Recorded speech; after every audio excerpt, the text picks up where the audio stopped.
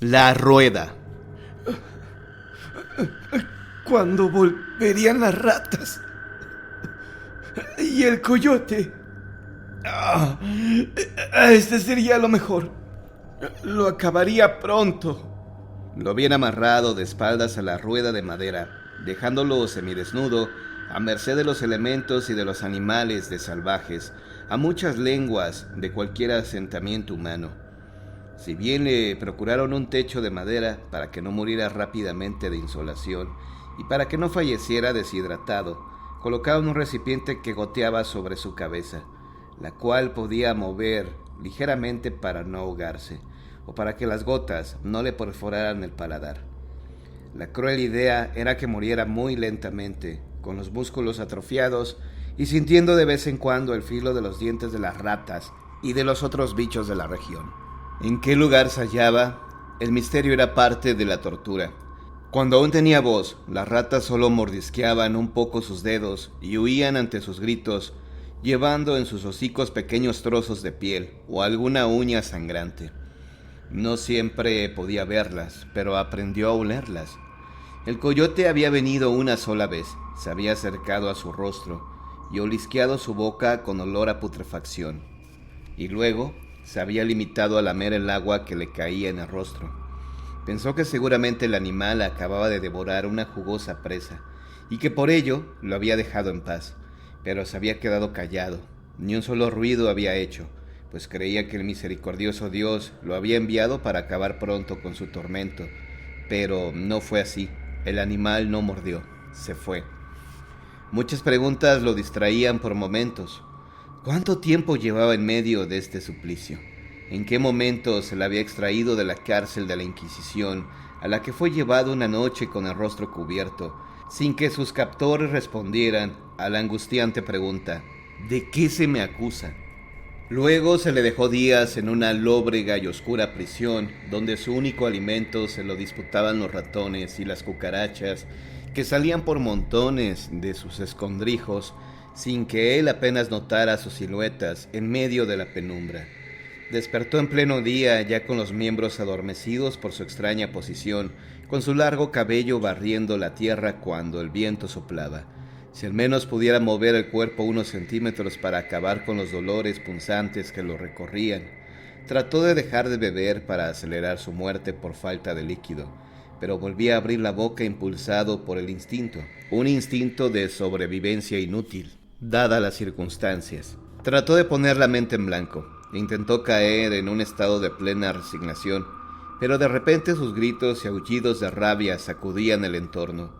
En una de esas ocasiones escuchó pisadas que se alejaban entre la hierba seca.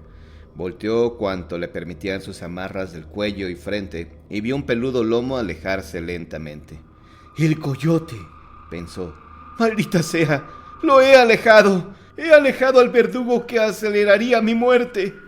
Entonces gritó por primera vez sonidos articulados. «¡Ayuda! ¡Por piedad, libérenme! ¡Por el Dios misericordioso!».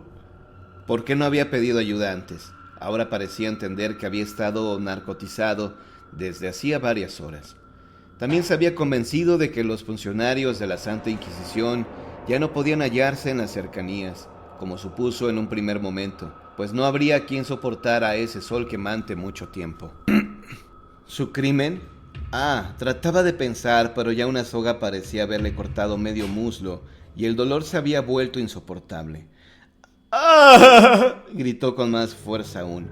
Quería seguirlo haciendo, pero se contuvo, pues el coyote se alejaría, quizá ahora definitivamente, y lo dejaría a merced de los roedores, y había escuchado que estos eran capaces de cavar túneles en la carne viva de sus víctimas. Sí, en la cárcel había oído hablar sobre el tormento de la jaula que habían inventado los chinos. Se colocaba ésta sobre el vientre del preso, se llenaba de ratas y se les azuzaba con fuego para que escaparan, y como no podían hacerlo por entre los alambres, empezaban a rasgar con garras y dientes la carne, buscando abrirse paso, y salían por otra parte de la víctima.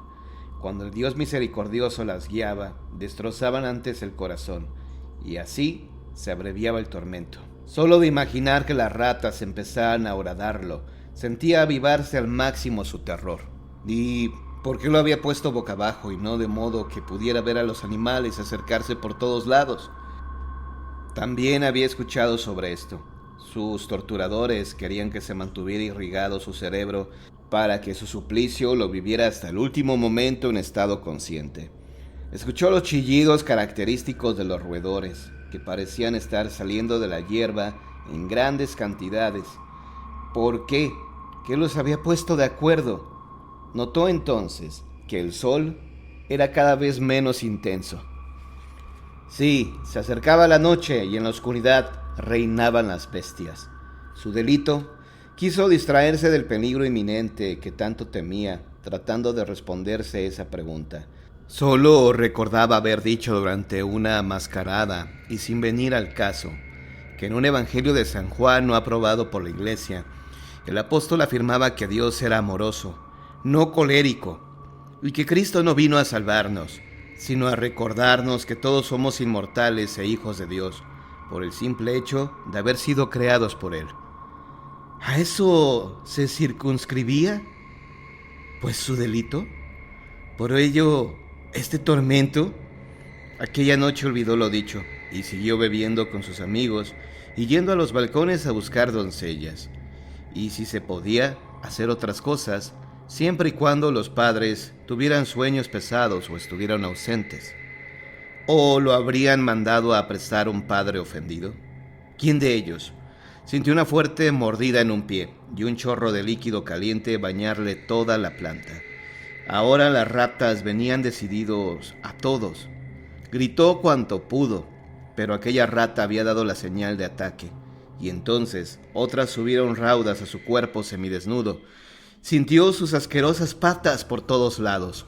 Trató de agitarse, pero era inútil. Estaba firmemente atado. Gritó cuanto pudo, pero al poco tiempo se quedó afónico, sintiendo que le sangraba la garganta y las comisuras de la boca. Mordieron sin descanso, hambrientas, y él entonces se arrepintió aún más de haber ahuyentado al coyote. Entonces gritó la única palabra que podía traerle un poco de consuelo en esa locura: ¡Dios!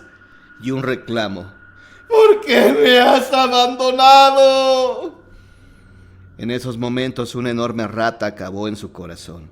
Al amanecer, un coyote le estrujó la cara para beber el agua que se había quedado estancada en su boca. Después empezó a lanzar tarascadas, a engullir los ojos, la nariz, los labios. Del resto del cuerpo de la víctima apenas quedaba nada. Bajo el sol deslumbrante y en medio de un mar de moscas, se mostraba el costillar del hombre, que fue dejado ahí hasta que un grupo de insurgentes, acaudillados por el cura Hidalgo, arribaron al lugar. Gran tristeza les dio ver la osamenta sostenida por flojas cuerdas a la rueda de madera. La confesión del caballero espectral. Aquella noche de noviembre de mediados del siglo XVIII, el viento se estrellaba con furia contra los muros de la antigua Basílica de Guadalupe. Eran aproximadamente las 11 de la noche cuando el inquisidor, don Hernando Venegas, se disponía a retirarse acompañado de algunas importantes autoridades de la Ciudad de México y del abad encargado de dicha basílica, a quien convidarían en la casa de Venegas por ser ese el día de su cumpleaños 69. ¡Qué ventisca!, decía el oidor Juan de Falces, acomodándose la capa. «Y que lo diga», respondió el clérigo a varios metros de distancia, cerrando la puerta de la habitación provisional de madera que ocupaba como oficina, la cual se hallaba a un costado de la sillería del coro de canónigos, y se avecina una lluvia torrencial. Todos quedaron sorprendidos de la agudeza auditiva del abad. El rostro del inquisidor Venegas se veía tenso. El hombre se hallaba sentado en una banca, en la esquina más oscura de la nave de la iglesia. Meditaba larga y profundamente en los sucesos de hacía 3 días, en que se había ejecutado en la Plaza Mayor a don Luis Heras de Alfarache, acusado en falso de hereje. Don Venegas había convenido con su acusador, el marqués Francisco de Quesada, cuñado de Juan de Falces, que la 5ª parte de las propiedades del condenado le serían entregadas, lo cual significaba una fuerte suma, en recuerdo de la cual las facciones del inquisidor se dulcificaron un poco. Pero su conciencia no le dejaba en paz, pues don Luis quien lo había considerado su amigo, se había distinguido por poseer excelentes virtudes, entre las que se contaba su mucho apego a las enseñanzas de Cristo. Sin embargo, pudieron más el poder y la ambición del marqués. Cuando los demás alababan el buen oído del abad, don Venegas solo asentía, sin saber de qué se hablaba. De pronto, sonaron fuertes golpes dados con la aldaba en la puerta del templo.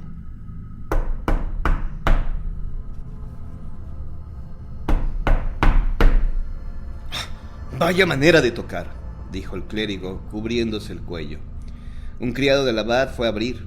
Tras un breve intercambio de palabras que quienes deseaban retirarse cuanto antes a la tertulia trataron de comprender, expectantes, vieron entrar un hombre alto, elegantemente vestido y con un sombrero de terciopelo, de ala plegada, pero con la cabeza gacha, lo cual, junto con la poca luz que daban las últimas velas encendidas por el criado, impidió ver el rostro del caballero, quien se acercó al abad y le habló en murmullo. El hombre de religión se puso muy serio y asintió, para enseguida volver a abrir la puerta de su despacho. «Confesión», dijo el abad volteando hacia los hombres que le esperaban, y se perdió tras la puerta junto con el extraño. «¿Pero qué se habrá creído aquel intruso?», dijo alguien en voz baja al oidor de Falsés. Este respondió a gritos, deseoso de que le escuchara aquel caballero inoportuno. «No son horas, por Dios, que no es el momento, a menos que el hombre estuviera a punto de su muerte. Pero un moribundo no anda visitando iglesias, sino que se solicita la extremaunción en su lecho». Al oír estas últimas palabras, Venegas se puso aún más tenso de lo que estaba al creer distinguir en el porte del recién llegado a un viejo amigo. El intruso parecía caminar sin tocar el piso, lo cual hizo que por la espalda del inquisidor corriera el frío del miedo. Minutos después el abad salió. Se veía extremadamente pálido. Su andar era lento y avanzaba con dificultad. «¿Se siente usted mal?», le preguntó Juan de Falsés, sosteniéndolo por un brazo al anciano religioso. El abad no respondió a eso. Solo lanzó una profunda mirada de sus ojos grises y gastados a quien le había hablado. Al notar su semblante enfermizo, el inquisidor Venegas sugirió: «Quizá lo mejor sea dejar la reunión para otra ocasión». El abad parecía no entender lo que se le había dicho, lo que alarmó a sus acompañantes, pero luego levantó la mano y negó con ella. Después manoteó indicando que siguieran el camino que llevaban emprendido. «No quiero pasar esta noche solo, por favor». Poco más tarde se hallaban acomodados alrededor de la mesa de Venegas y charlaban animadamente. La seriedad y el silencio del abad los atribuían a su mucha edad y cansancio, pero cuando de Falsés, sentado a su derecha, le preguntó quién había sido el extraño que había confesado esa noche, el religioso señaló con una mano temblorosa su oído derecho y luego agitó un dedo en señal de negación. «¿Cómo? ¿No escucha usted bien de ese lado?». Por primera vez el abad habló en extenso. «Aquel pobre hombre, su rostro. ¡Oh, Dios! No recuerdo haber visto tanta tristeza, y hasta creo que podía verse a través de su piel. Aquel caballero pálido de muerte se sentó a mi derecha y habló con una voz helada». ¿Y qué le dijo?», volvió a preguntar el oidor. «Eran unos pecadillos sin importancia, pero luego... El religioso, que era una persona de buenos sentimientos, guardó silencio en ese momento y dirigió una fiera mirada al inquisidor Venegas. Este sintió un hueco en el corazón. ¿Don Luis Heras había vuelto del más allá para acusarle? Entonces la culpa que había sentido apenas hace un momento se transformó en una mezcla de miedo y de su contraparte, la ira. Que no se atreviera el abad a hablar, pensaba el inquisidor mientras se levantaba de su silla, deseosos de abalanzarse contra el festejado, pero volvió a ocupar su asiento, secando su frente sudorosa y tranquilizando con este pensamiento. El anciano sabría guardar el secreto de confesión, dada su elevada moral, pero en realidad el abad sintió el impulso de acudir al tribunal del Santo Oficio, inaugurado no hacía mucho tiempo al lado de la iglesia de Santo Domingo, y acusar a Venegas y al marqués de Quesada, pero su estado de salud de los días subsiguientes le impidió hacer el viaje hasta el corazón de la Ciudad de México, y poco después desechó la idea. Pero, ¿qué había pasado con el extraño caballero que se había confesado? El criado del abad aseguró poco después que éste se había desvanecido poco a poco al caminar hacia donde se hallaba la tilma de Juan Diego desde 1709. El pobre hombre enloqueció de la impresión y no pudo dar más detalles de lo que ocurrió tras la salida del grupo de amigos, en tanto que el abad terminó por perder completamente el sentido del oído y poco después también del habla.